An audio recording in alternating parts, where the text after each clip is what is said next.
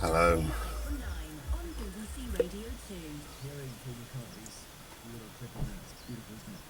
The leaves are changing colour and beginning to fall as autumn shows itself on the trees all around us. But how do you know if the tree itself is in good health or whether it's diseased or just Guess what I did today with a Slurpee?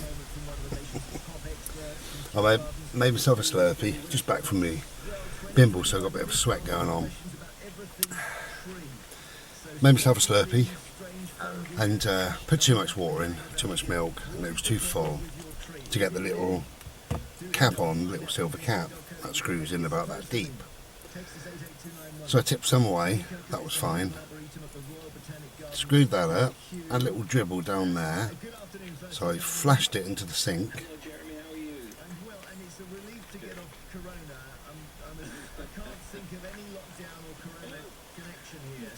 Flashed it in the sink like that, and I left it open. Should have closed it, but I left it open. I flashed it and it went out. So, hence, instead of going like that, I'm now going.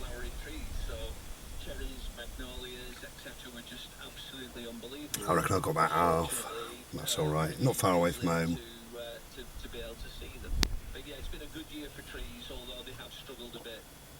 Forgot the radio's on. You don't want to hear that, do you?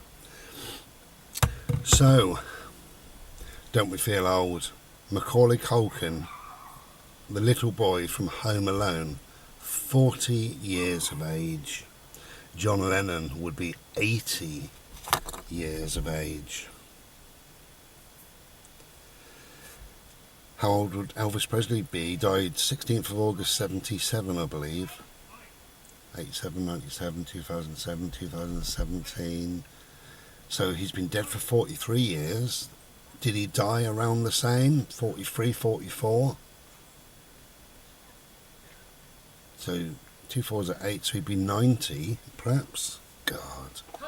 90 years of age. Wow. Guy calling his dog and the dog won't come to him. He's probably heard me or smelt us. Not that I smell.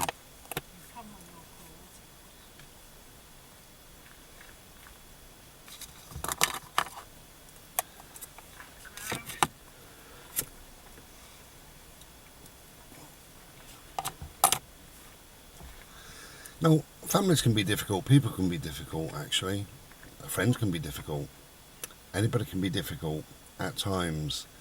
And I've heard from a couple of people. One of them, I will make this video and then I will ask him if he doesn't mind me making it. But I won't give too much away anyway. But if you remember, I said a friend of mine had a stroke recently. And he's been struggling and, you know, various health concerns after the stroke. Back at home, thankfully. But not doing great. And phoned his sister yesterday, just for a bit of moral support and just to say hello because he hadn't spoken to her. And you know, he phoned her and said I've had a stroke, and he said she was so couldn't care less attitude, so off with him that it was unbelievable, and just left him feeling really upset. That's what he messaged me last night. Which is awful. I don't understand why people don't care, really. And a friend of mine 2 years ago, she had a divorce. She actually left her husband, not the other way around. She chosen to leave him for many different reasons, and as far as I'm concerned, perfectly valid reasons. And what happened was literally all her friends, all her family, just blanked her totally. She phoned her sister up, and her sister said, well, couldn't you have made it work? And she said, no, I have tried for 18 years. You know, and her sister said, well, I think you could have made it work. Well, whether she could have made it work or not, she's made a choice that that marriage is now over, and she's had to move on. There is nobody else. She hasn't got a partner. She didn't cheat on him. There was nothing wrong in that sense. It's just that she has felt unloved for most of the 18 years and has tried and tried and tried, and has come to the end. Now, why is that? I think with grief, when somebody dies, people feel embarrassed to meet you again. They don't know what to say. They feel awkward. They feel a bit stupid, so therefore they feel embarrassed. And is that the same when somebody's ill, when somebody's had a heart attack or a stroke or whatever? Do they feel embarrassed? They're not sure what to say? Is that the same when somebody has a divorce or any trauma, any life problems, traumas, things like that? People seem to just pull away from the person. And I have no advice. I don't understand that at all. I really don't. But that's what happens.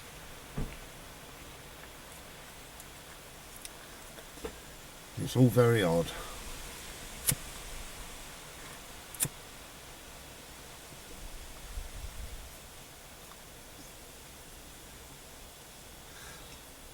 But I'm a believer in people eventually, they show their true colours, they show their worth to you in some way. And if it comes to it that you've had a stroke, a divorce, a heart attack, a problem in life, and your friends or your family or whoever it is pulls away from you, that is them showing their worth. And they're worth nothing. They're worth not another thought, not a single thought. They're worth none of your energy. And you let them go. Just let them go. They don't deserve your love. They don't deserve your energy. They don't deserve to be in your life. And just pull away. They may never even know why. So what? You don't owe people an explanation at all. Nobody does, ever. You live your life your way, your rules, doing what you do for you. You don't owe an explanation. You don't owe anything to anybody the way that you live your life. It's your life. You live it. That's it. So if anybody isn't there for you and you think they should be there for you, it's up to you. If you want to give them another chance, do that. Or if you want to give them 10 chances, do that. Or if you just want to pull away instantly, do that. It's very difficult when it comes to family, I do know. A lot of families, they're so far on the back burner now that a lot of people can end up feeling quite unloved or very much alone, not cared for, or thought about even. Not even thought about, I don't speak to my family a lot, but I did speak to 2 of my nephews when COVID first started, when I believed it was all what it was. The government have shown us since that it's not quite as we thought. But I spoke to both of them, that was early March, and I said, look, do me a favour, stay in touch, wouldn't you, particularly over this time, this weird sort of time, just let me know that you're okay. And they both said, yes, we will do, and I haven't heard a single word since, and here we are, and it's October. Not a word, not a text, nothing. And that's how families are, a lot of families, which is a real shame. But that's just, that's par for the course with my family, really. That's kind of how they are. But I'm hearing it more and more from other people's families that when they really reach out and they say, look, this has happened to me, their families just couldn't care less. I don't understand that at all. But, like I say, we've got decisions to make, haven't we, really?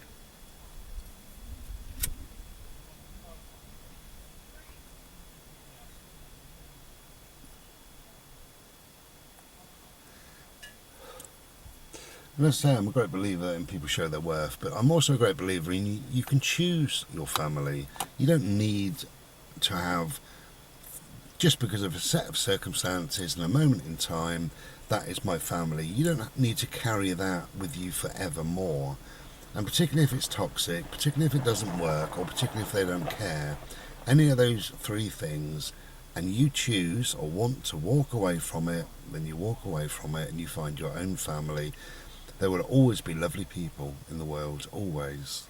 They should be your family. Your family should be lovely people. They should be there for you. There's a lot of shoulds there. But you will always find like-minded people. I call it finding your tribe, and I think we do. I think eventually our tribe finds us, or we find our tribe. We just find a connection, and you can have a connection with somebody and think, well, where on earth did that come from? And it's a true, deep, profound, caring, loving, wonderful relationship. You didn't seek it. Perhaps you didn't want it at the time even, who knows, but it found you. It conspired, the universe conspires to bring these people into your life, these loving, warm, beautiful people that are family. They are spiritual brothers and sisters. They're looking out for you, whether you know it or not. They are, and whether you know it or not, you're also looking out for them. And that is how we meet people. We meet like-minded, beautiful people from our tribe that we connect with, that do love us. And I know friends that have had some terrible times. And one last year, I won't tell you about him actually, but a friend of mine was going through a particularly bad time last year. A couple of medical issues and other problems in his life, particularly bad. He got two brothers, and oh God, I think it may be a dad. I can't remember, either dad or a mum. One of his parents died 4 years ago it would have been now. Can't remember who now. But anyway, he reached out and he phoned them and he spoke to all of them. His dad didn't really listen. He just said, sort of, man up. You know, I'm sick of hearing about this sort of stuff on the news.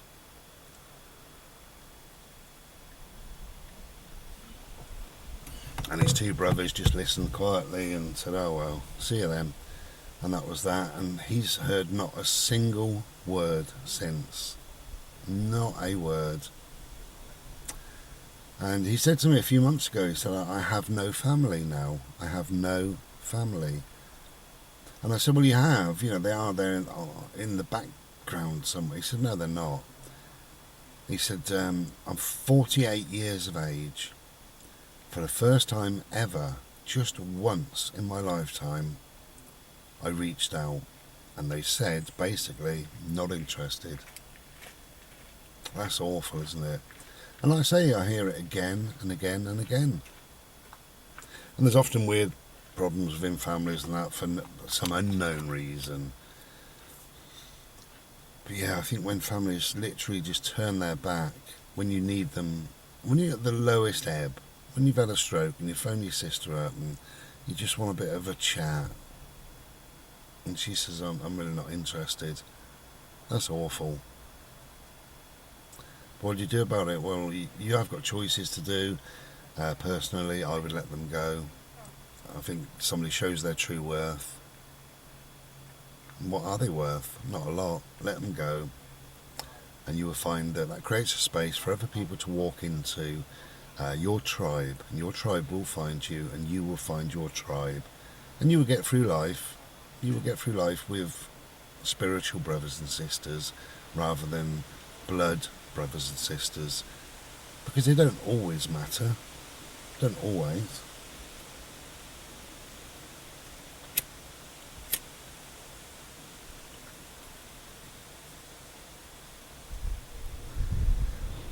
Or you can keep on trying.